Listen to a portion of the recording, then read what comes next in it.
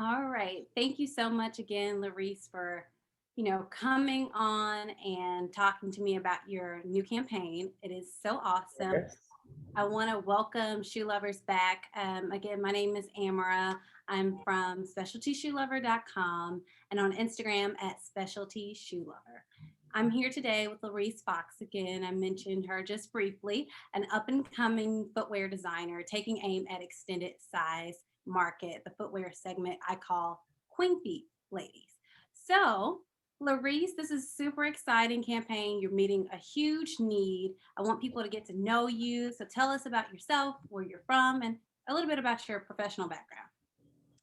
For sure. I'm from East Village, Alphabet City, Stuyvesant Town of New York City.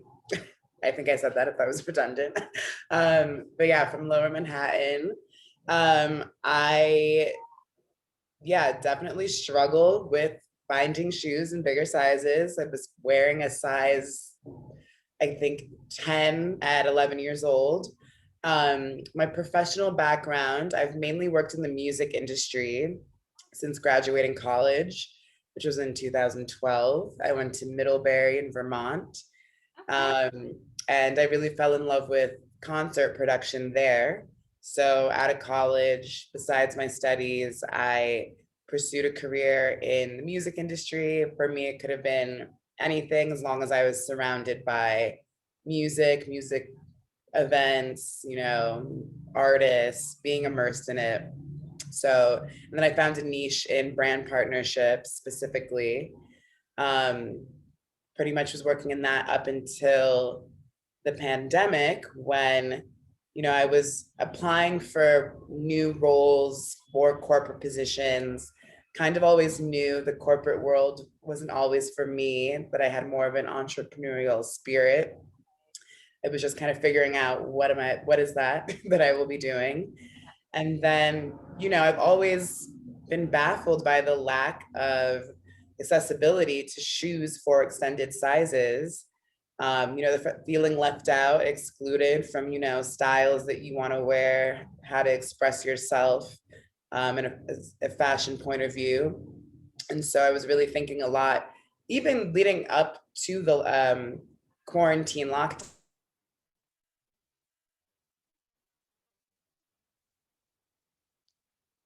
Laurice, can you hear me?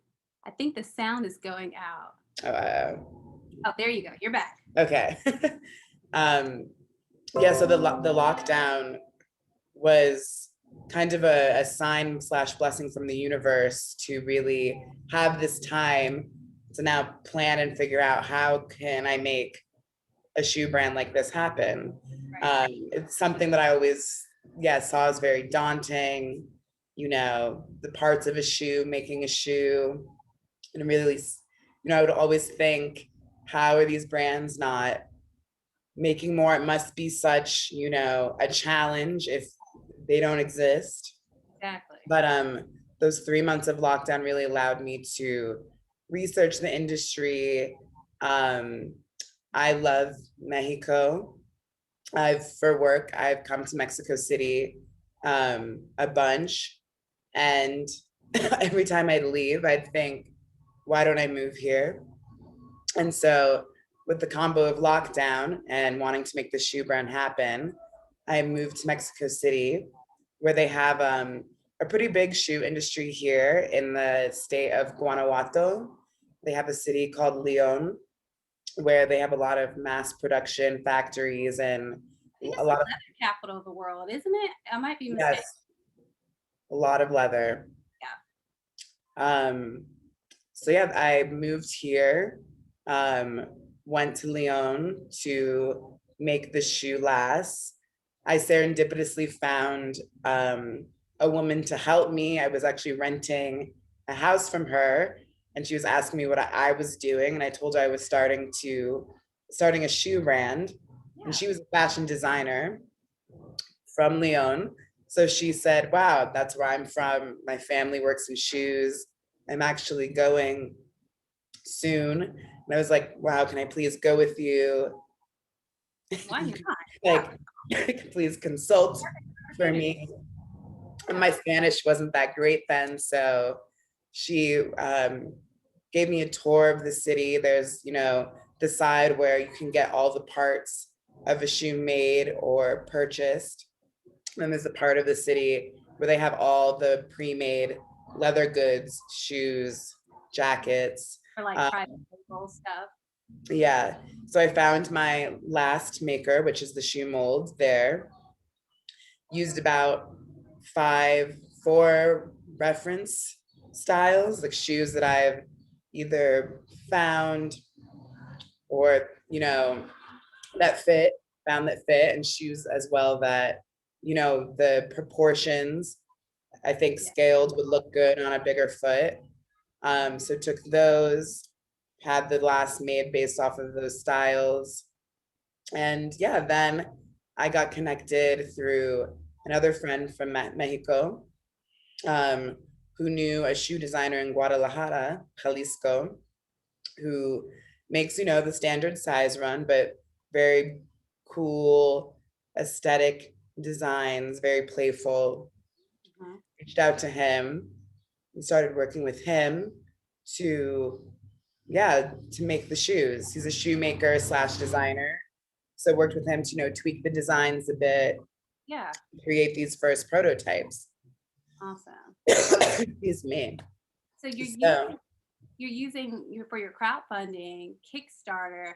I don't know if you are familiar with some of the interviews I've done on my website, but I've talked to a couple of women, specifically Black women. I'm mhm, not sure if you identify as African American. I I'm do. assumption. Okay.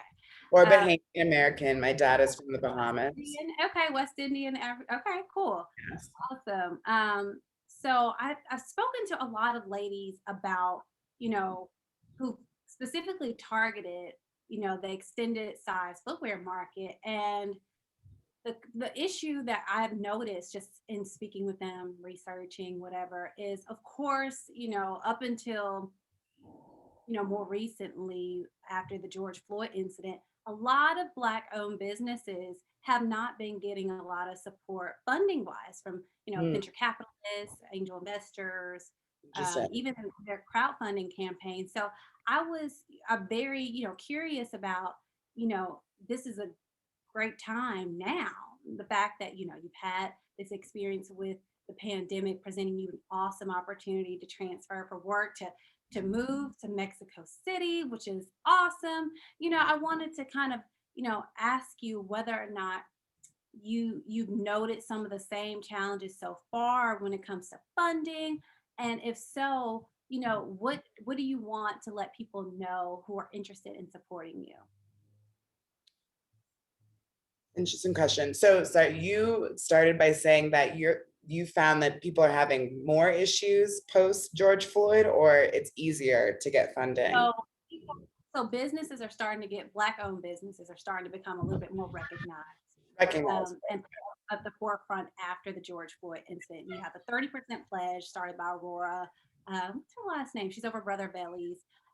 We have a Right. lot of, other campaigns. Beyonce's tour is highlighting a lot of her previous campaign, the Black Tour, something tour highlights Black owned brands. So this is, I was saying, it was a good time that people Right. are kind of remembering, we exist. We are Exactly. entrepreneurs. We have something to offer more than, stereotypical things. So I was wondering, what would you like those who wanted to support you to know about, your startup and venture?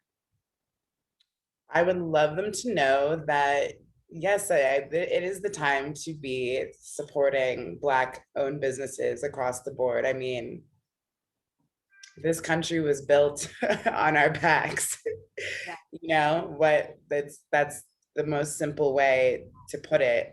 And I think that recognizing that Black enterprise and supporting Black enterprise is very important, especially when it is, you know, a business that is trying to cater to um, a demographic that has been ignored by, a dominantly or a white dominantly run industry, which is the fashion industry, which is the shoe industry, which, bases their size charts off of medieval times Yes. sizing. Yes. I think, People are not really following the research, at least in my right, own. Hopefully we can collaborate one day when it comes to research. I'm finding, every generation we're having an inch increase because people are getting taller, people are getting wider. And, African Americans or people of the African diaspora, your proportions are different. yes, But, we've you know, always been bigger. so I'm not sure why we've been so neglected for so long. What have you found that the women in this target market of the extended size women, what do they want? What do they need from designers like you who are catering to them? What do you think they want the most? I think, well, most importantly, fit, not getting bunions, not cramming in your Come toes. on, come on. Yes. just to, wear that cute shoe that you want. Definitely health support. So comfort, I Yeah. think that's really important. I think sturdier heels. So, what I am focusing on is a more chunky heel.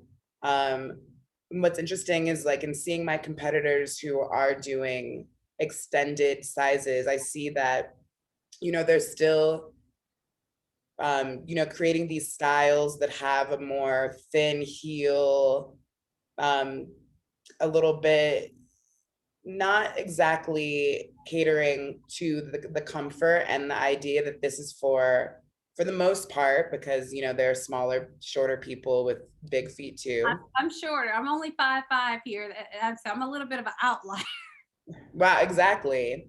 So I think that yeah, just being able to support the body. So I think, I've seen the competitors with extended sizes doing, stilettos still, or like a really tall, Club shoe. like thin shoe, or, maybe like thin strap. So what I'm aiming for, what I think that, the demographic needs, the audience that I'm catering to is the proportions, having parts of the shoe that break up the foot to complement the foot, make it look a bit, slim down, kind of have that slim down effect that we look for in clothes, that flatter our proportions. I think we need the same in terms of shoes.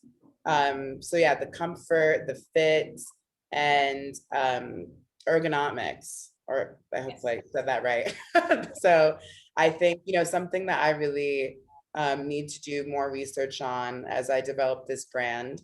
A big goal of mine is to find an insole maker or a custom insole maker, or I know that there are brands out there that you can basically give a few basic details on your foot size arch, and then they would send you an insole. I spoke to a podiatrist, in developing this brand, who said that especially women with or people with bigger feet wearing fashion shoes definitely need more support. Like an insole is very important. So I think definitely, focusing on that, so that, yeah, our feet aren't, like our bones aren't deteriorating. No, Because yeah, when we don't have that support, we're ruining our ankles, we're exactly. creating more physical problems. So that's really what I'm aiming to do. Have Yeah. the support, full Yes. stop. No, no, that's awesome. I don't think a lot of people, especially a lot of the males who are running, checking corporately off the boxes to run these footwear brands. They're not thinking about, these are real women who have real lives, who want to live long lives. You know what I mean? So Right, we are, we do different things, have different positions. We don't always need a stiletto or a flip flop or a tennis shoe. We need some, right. shoes in the in the middle. And so I guess that kind of gets to my next point. Can you tell us a little bit about some of the styles that you're working on with related to the campaign, or just with your startup overall? For sure. So the styles that are starting with is a mule, which, you know, that can develop as well to have no strap in the back or a strap in the back to give a bit more support. But started with no strap in the back, definitely a chunkier heel, geometric heel. So to add a little flair to the style, but also make sure you're getting a lot of heel support. A wedge ankle boot, because I think that, you know, when you have that wedge, you have full support from toe to heel. And it's about a 2.5-inch heel. So you're still getting a little bit of elevation, you know, toning out those legs, toning out those glutes, I you need know. those calf rings. I have really chicken like legs, so I need these kinds of, you know, features in shoes. Yes. Sorry, my cat is over there going crazy. Little 10-month-old kitten. Yay. A flat sandal, because I think, yeah, definitely the majority of the extended side demographic are taller, bigger people that don't necessarily want more height. Right. You know, being tall is something that is like a self-conscious issue at times, I know, for women specifically, like being taller than their partner or just towering over other people. Some people aren't ready to fully embrace that yet. Some people are all about it. Yes, I'm the biggest person in the room, You know, but I think, you know, sometimes you don't need to heal. Sometimes it's going to slide into something simple. So definitely doing a flat sandal that has a little bit more of a funky element to it. It's a bit strappy. You know, add some accessory to the ankle, and then a pump, which I'm still like refining. I mean, they're all definitely still being refined, but a pump as well. You know, so you have that every day, and they're all the ideas for everything, all of them to be a day to night shoe. You know, you can wear it to work, you can wear it to the party. come on, versatility. What? Come on, versatility. Versatility, exactly. And yeah, so the pump, which is about 3 inches, but yeah, to have that, you can wear it to work, you can wear it to dinner. So yeah, starting with those. I thought it was very important to start with what I call classic silhouettes that are taken for granted by the standard size run. Yeah. No, that's awesome. That's awesome. I guess, you know, my next question would be related more so to your recent campaign on Kickstarter. And, you know, can you just, you know, for reference, let everyone know who's supporting you, what you plan to do as far as the next steps once you are able to meet that or exceed your goal? For sure. So there's still lots to be done. I'm raising funds for full-on production to finalize the samples, because what I have at this point, I really consider prototypes that are still being worked on. So to do kind of like a finalization of the prototypes to be that sample that will then create the pattern to go into production. So for sure, the production, the scaling of the last, I've done all the sample sizes in my size, of course, which is a size 12M. So then there's the scaling. So, and the idea, I've made 5 prototypes, but the beauty of having shoe lasts is that you can essentially create multiple styles off of one. Yeah. So I think, you know, from a startup point of view, I think definitely the flat sandal. Oh, and I missed one actually before. I also have a heeled sandal. So besides having the flat, a little bit more stylish square-toed sandal with about a 2-inch heel. But yeah, so maybe starting with about 3 of the molds and going from there, like having the boot for sure, the mule, the flat sandal, and the heeled sandal. Oh.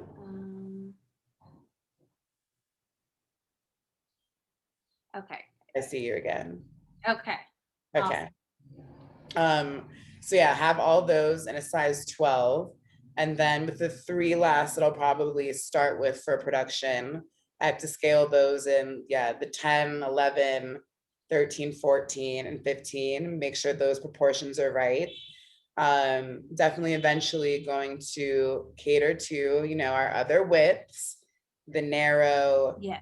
the wide. But I'm also trying I mean, and also, one of my big goals is to be sustainable in this. I think that's also what's really important in just catering to size 10 to 15 is that there's already so many shoes out there for the standard size run of a 36. I know that the 35s are neglected too, and hopefully Yeah. there's someone out there who will focus on that. There are more that cater to a size 35 than you can the Yeah, extended there's size. more for 35 than there is 41 plus. But yeah, so the goal is definitely to be sustainable with that. So I'm thinking that with the insole research, there's a way that once you have a sole that fits your shoe, if it's a bit wider, you can conform into a bit like maybe you're a triple A or a double A, correct? I'm a quad actually. A quadruple A. Yeah. Wow. Okay. So yeah, hopefully, figuring out, I think that would be like a huge development in the shoe industry as well. If there was, more of these insoles or custom insoles, put into maybe a wider shoe so that it's not looking too wide on your foot, but that the shoe is not slipping off your foot either. So I think that would be a huge stride in the industry as well, and something to figure out. To not, be creating too many lasts, Right. so that there's like all that, plastic going out into the world. But yeah, so there's the scaling that I need to do, which is, yeah, that is a cost for sure. That's about, if I'm starting with 3 lasts, it's I think 6. I already have the size 12, but yeah, it's about 5 more sizes times 3, like 15 lasts. Um, I still have to find my factory that's going to manufacture. Are you I'm looking not, to manufacture in Mexico or in China, I'm, Vietnam? I'm thinking abroad, not China, but Well, maybe. sorry, I just got really loud at my window. Um, but Portugal is somewhere that I want to visit to research. Spain and Italy just to see what they're saying.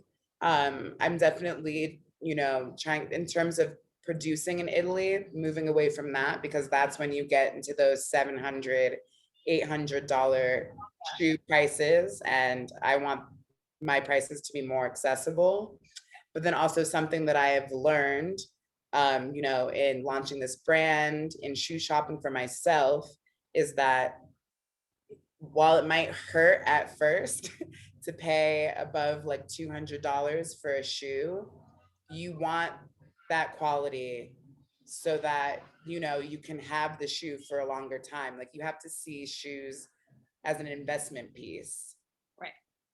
I think a lot, just generally, at least those women within the diaspora, African diaspora, do see shoes overall in an investment piece. Yeah, I think sometimes we have favorites, brands that we kind of put right. in that category, but there we want some aspirational brands too.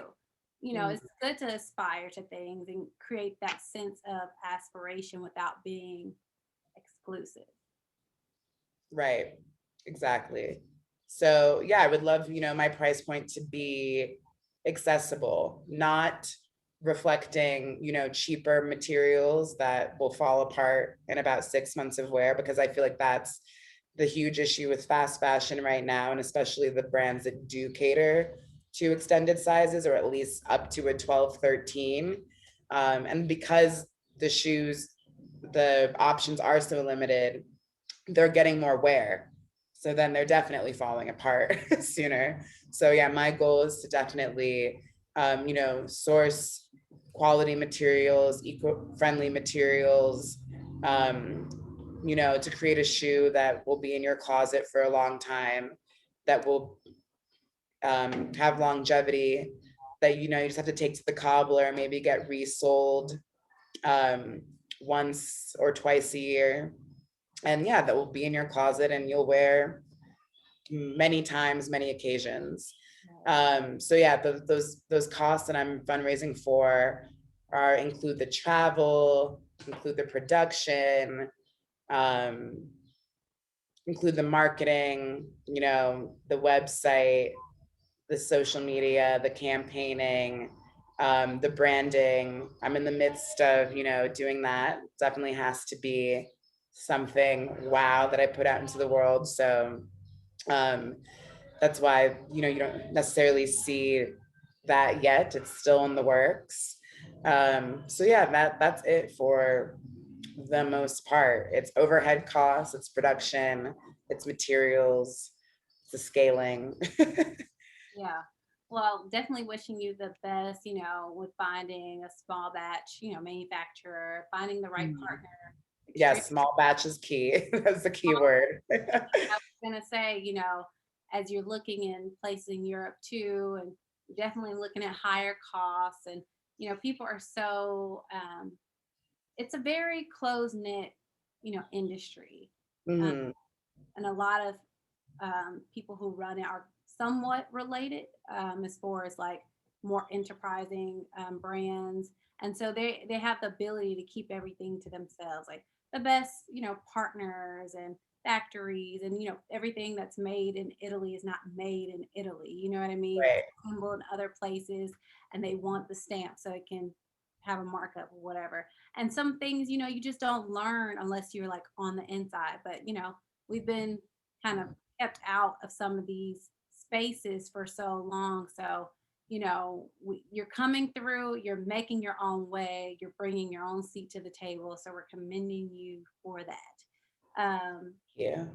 So, yeah. So, one piece of advice that you would give to girls and women who are not quite, you mentioned this before, that taller women sometimes, or not even just taller women, women who have this extended size shoe size. And, they might not be as confident, let's say as you and I, I've kind of grown to be as confident as I am. I don't have a choice to choose to be someone else, choose different features. I have to walk in who I am, how I was born, right? So, like, what would you tell other people who are women who are trying to accept themselves and know that, they can completely be themselves confidently without trying to squeeze their foot in the wrong size shoe?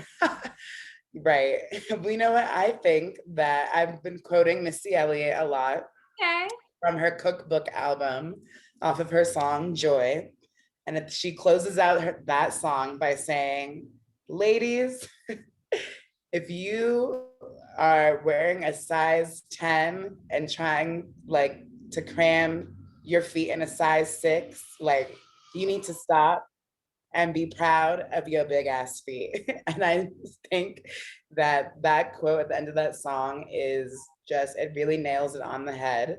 But to say it in a more like loving, softer way. um, I think that yeah, the there's starting to be progress. I think that, those of us who've been neglected are starting to make strides to support us who struggle with, foot sizes and fashion and, feeling good about how we look in our shoes. And I would say, just own what you have to work with.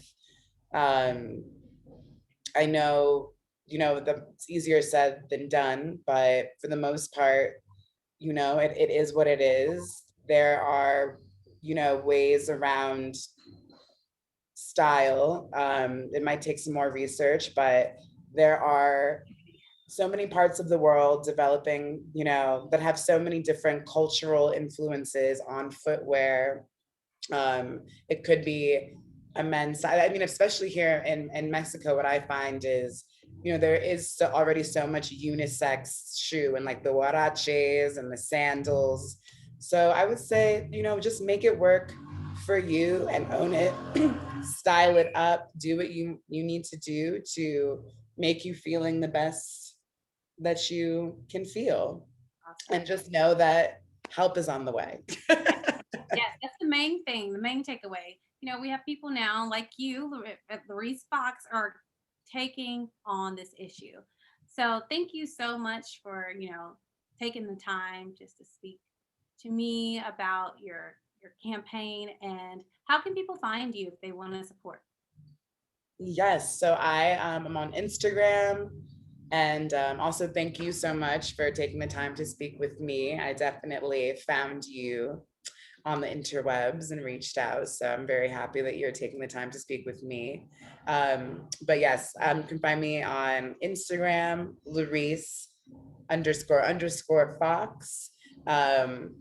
The website currently is the Kickstarter. So you can go to Kickstarter.com, just put in Laurice Fox shoes. Um, and for the most part, that is where you can find me until further notice. And you can see the developments on the Kickstarter, on the Instagram. I've taken some photos, styled up the prototypes as is. You can, see the journey, see the development, see the inspiration, and follow along on this journey. And you can pre-order the shoes or buy gift cards on the Kickstarter, or choose a customizable option. So have that opportunity. If you definitely, you love this color, you want this texture leather, if you want a leather wrapped heel or exposed wooden heel on certain styles, we can work that out. Yes. Well, that sounds like a plan to me. And I thank you so much again for coming to speak to us at specialtyshoelover.com. I'm going to stop recording now. So give me 1 second. Okay.